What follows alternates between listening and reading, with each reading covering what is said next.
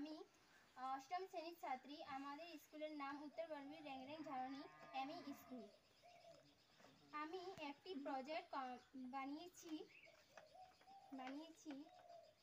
ধরা হলো একটি বিমান দুর্ঘটনায় একজন ব্যক্তি একটি সাগরে বা গভীর জঙ্গলে পড়ে যায়। এই ব্যক্তি জনার জল পিপাসা ধরেছিল।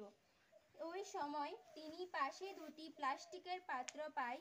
এই পাত্র দুটি ধারা পাশের জলাশয় থেকে অল্প জল সংরক্ষণ করিয়া ব্যক্তিজনের লগে থাকা একটি পরিষ্কার কাপড় ধারা একটি পাত্র একটু উপরে রাখিয়া অন্য পাত্রে অল্প নিচে রাখিয়া কাপড় ধারা সংযোগ করে কিছু সময় রাখিয়া দিলেন।